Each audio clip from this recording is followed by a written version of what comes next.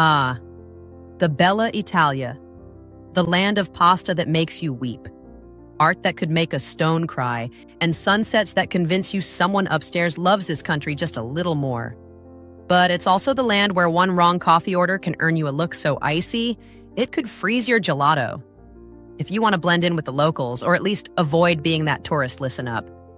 This isn't about following a bunch of strict, joy-killing rules. It's about understanding the rhythm, the little quirks, and the centuries-old habits that make Italy, well, Italy. Because here's the thing, Italians aren't judging you for being a foreigner, they're used to tourists. But they will notice when you ignore their customs. Sometimes they'll let it slide. Other times you'll get that slow head shake that says, bless your heart, but no. So today, we're going through 20 things you should never do in Italy. These are the slip-ups, the cultural stumbles, the little faux pas that will make you stand out. Think of this as your survival guide to traveling Italy without looking like you just fell off a cruise ship with a map in one hand and a giant pineapple pizza in the other. We're talking coffee crimes, pasta disasters, clothing choices that will get you side-eyed by grandmothers from 3 blocks away. Even how to not get trapped at a train station wondering why your ticket suddenly costs $50 in fines. And here's the beauty of it. Once you understand the why behind these rules, you'll find yourself slipping into Italian life so smoothly. You'll start greeting shopkeepers like old friends, sipping your espresso like a local, and maybe even gesturing with your hands just the right amount. So ready to become an honorary Italian for your trip? Let's get into it. 1. Don't order cappuccino. After 11 a.m., in Italy, cappuccino isn't just coffee, it's breakfast. The creamy blend of espresso, steamed milk, and foam is seen as something your stomach needs the time and empty space of the morning to enjoy. Order one after lunch, and you're breaking an unwritten culinary rhythm. Locals stick to quick, intense espresso shots in the afternoon, often standing at a bar for a midday jolt. A tourist once told me he ordered a cappuccino at 3 p.m. in Rome. The barista paused mid-pour, looked at him, and said in English, "You know this is for breakfast, yes?" The moral? If it's afternoon and you want milk with coffee, ask for a calf macchiato instead. That way, you get a touch of creaminess without crossing into cappuccino scandal territory. 2. Don't ask for pineapple on pizza. In Naples, the birthplace of pizza, pineapple is about as welcome as flip-flops in a Michelin-starred restaurant. Pizza here is a sacred institution with rules older than most countries. The margherita simple tomato, mozzarella, basil is the gold standard, while pineapple is seen as an imported oddity from across the Atlantic. If you crave sweet savory, try a pizza with pear and gorgonzola or prosciutto with figs. You'll get the same flavor play without triggering a collective gasp from the pizzaiolo. Bonus, you'll probably earn a nod of approval from the chef. 3. Don't overtip in restaurants. In Italy, service, coperto, is often already included in your bill, leaving an extra 20% like in the US. Unnecessary and sometimes even awkward. Locals round up the bill or leave €1 or 2 for great service. Fun fact, coperto, the cover charge, dates back centuries, originally covering the cost of bread, oil, and table service. So your generosity is appreciated, but your wallet can relax. 4. Don't eat and walk. In cities like Florence or Venice, strolling with a sandwich in one hand isn't typical. Italians enjoy food at a table or standing at a bar, savoring every bite without rushing. Eating is about pleasure, not convenience. Sure, you'll see people with gelato while walking. That's an exception. But a hot plate of carbonara? That belongs at a table, where conversation flows as easily as the wine. 5. Don't be loud, disrespectful, or drunk in historic residential areas late at night. Why? Local ordinances crack down on public disturbances. You can get fines or the police involved. Keep noise down after local quiet hours and respect local space. 6. Don't feed the pigeons in Venice. It might look like fun, but feeding pigeons in Piazza San Marco is strictly forbidden. Why? Because the birds cause serious damage to Venice's delicate monuments and create sanitation problems in one of the world's most visited squares. The city takes it very seriously. If you're caught tossing crumbs, you can face a fine anywhere between $50 and $700. So if you want to enjoy the beauty of Venice, keep your snacks for yourself and let the pigeons find their own food. 7. Keep small cash handy. While credit cards are becoming more common in Italy, many cafes, bakeries, gelaterie, and family-run shops still prefer cash, especially for small purchases like a coffee, a croissant, or a bus ticket. Some places even have a minimum spend for card payments, so if you try to pay $1.50 with your Visa, don't be surprised if they refuse. Having a few coins and small bills makes life easier, avoids awkward moments, and helps you blend in like a local. Plus, you'll need coins for things like public restrooms, vending machines, and parking meters. 8. Don't swim in historic fountains. It might look tempting on a hot summer day in Rome, but jumping into historic fountains like the Trevi Fountain is strictly forbidden. These fountains aren't swimming pools, they are protected monuments, often centuries old, with delicate architecture and priceless sculptures. Italian law is very strict about this. If you're caught even dipping your feet in, you can face fines of up to $500 or more, and in some cases, police intervention. Tourists have even been banned from sites for repeat offenses. Besides the legal risks, locals see it as deeply disrespectful to their cultural heritage. The Trevi Fountain, for example, is a masterpiece of Baroque art built in the 18th century. It's meant to be admired, not used as a bathtub. 9. Don't ask for ketchup on pasta. Italians guard their pasta sauces like national treasures. Ketchup is for fries or burgers, not delicate strands of spaghetti. Asking for it risks a theatrical gasp from your waiter. If you need more sweetness, ask for a drizzle of extra tomato sauce made fresh, with love, not from a squeeze bottle. 10. Don't assume everyone speaks English. In big tourist hubs, you'll get by easily. But in rural towns, not so much. A simple buongiorno, per favore, and grazie will open doors and hearts. Italians appreciate effort far more than flawless grammar. It's amazing how quickly a smile and a greeting can turn a brief transaction into a warm human moment. 11th, don't steal stones or artifacts from archaeological sites. Italy isn't just a country, it's basically one giant open-air museum. Every cobblestone, brick, and weathered shard has lived through centuries of history. Taking even the smallest piece isn't just rude, it's illegal and the authorities take it very seriously. We're talking fines up to $1,500 and even prison time. In 2020, a Canadian tourist mailed back a piece of Pompeii shed, taken years earlier, along with a letter saying she thought it had brought bad luck talk about instant karma. More recently, a visitor tried to pocket a brick from Pompeii, thinking it would be a cool souvenir. Instead, they got a fast-track lesson in Italian law enforcement. Why so strict? Removing artifacts erases tiny pieces of shared heritage. And when thousands of people visit these sites every year, just one small stone quickly adds up to real damage. Bottom line, enjoy the treasures where they are in context, with all their history intact.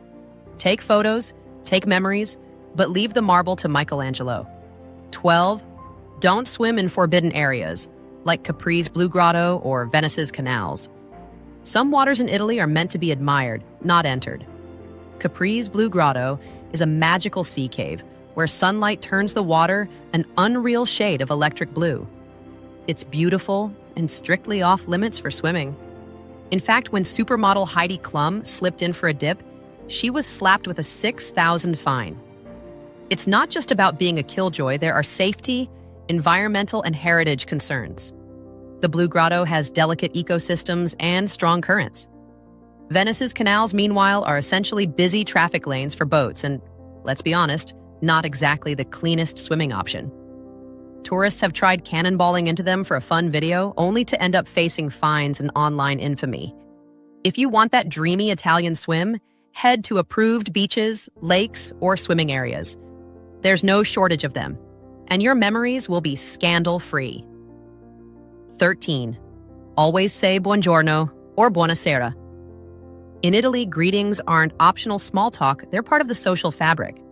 Whether you're stepping into a tiny family-owned shop, a neighborhood cafe, or even sharing a brief moment in an elevator, the first word out of your mouth should be a warm buongiorno, good morning, good day, or buonasera, good evening.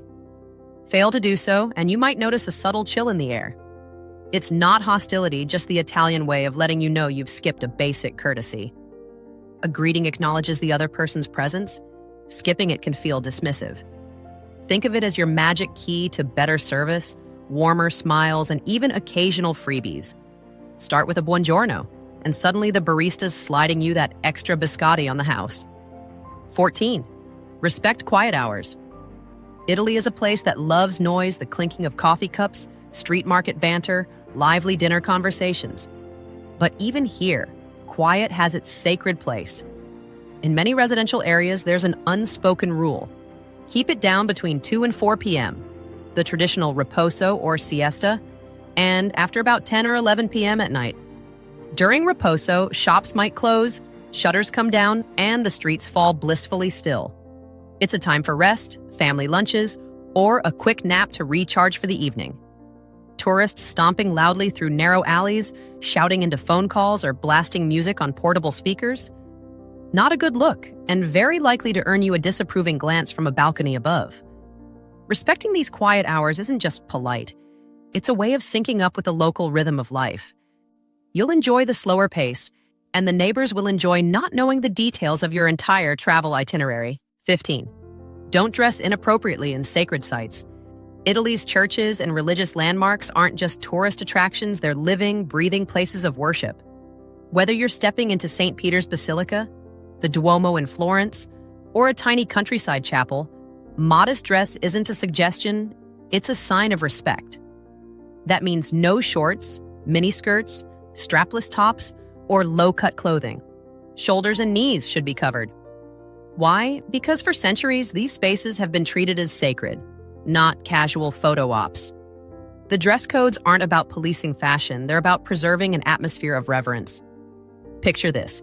You've been waiting in line for an hour in the Roman summer sun, camera ready only to be turned away at the entrance because your tank top and cutoff shorts don't meet the requirements. Avoid that heartbreak with a simple fix. Carry a light scarf, shawl, or pashmina in your bag. It's easy to throw over bare shoulders or tie around your waist as a cover-up. Follow this rule and you'll not only get through the door, you'll blend in with locals and pilgrims who understand that. Here, clothing is part of the cultural etiquette. 16. Don't put cream in your carbonara. Few dishes inspire as much passionate debate among Italians as carbonara. And here's the truth. The authentic Roman recipe is gloriously simple. Just eggs, yolks, sometimes a touch of whole egg, pecorino romano cheese, guanciale, cured pork cheek, and freshly cracked black pepper. That's it. No cream, no garlic, no onions, no parsley, no rogue ingredients hiding in the shadows. Where does the cream come from? Mostly from outside Italy, where chefs, often with good intentions, try to make the sauce safer or silkier by adding dairy. But real carbonara's creaminess comes from the magic of emulsifying eggs, cheese, and pasta water, no heavy cream required. To Romans, adding cream is like adding pineapple to pizza in Naples. It's a culinary red flag. Locals might even stage a playful arrest for crimes against pasta if you suggest it. So, when in Rome, order your carbonara the traditional way. Take that first forkful, watch the sauce cling to every strand of pasta, and you'll understand why this dish has survived decades without needing a makeover. 17. Don't order a latte if you want coffee. In Italian, latte simply means milk. So, if you stroll up to the bar, smile, and confidently order un latte, you'll get exactly that. A tall glass of milk, served cold or warm depending on the cafe. No espresso in sight. For a coffee with milk fix, you have two delicious options. Calf latte espresso topped with plenty of hot milk, usually in a larger cup. Latte macchiato, steamed milk stained with a shot of espresso. It's a small linguistic detail, but it's the difference between a morning caffeine boost and feeling like a toddler in a high chair. Italians love when visitors order correctly. It shows you're making an effort to sip like a local. 18. Don't forget to validate your train ticket. In Italy, a ticket in your hand isn't enough. You need proof of when you started your journey. That's why, before boarding regional or inner-city trains with paper tickets, you must stamp them in the little yellow or green machines scattered around the station. This quick convalida prints the date and time, making your ticket valid for that specific trip. Skip the stamp, and the conductor will assume you're trying to reuse the ticket, which means a fine on the spot, sometimes 50 or more. So no, non lo sapevo, I didn't know, won't save you. Pro tip, if you're traveling on a high-speed train, Frecciarossa Italo, your ticket is dated and reserved, already no stamping needed.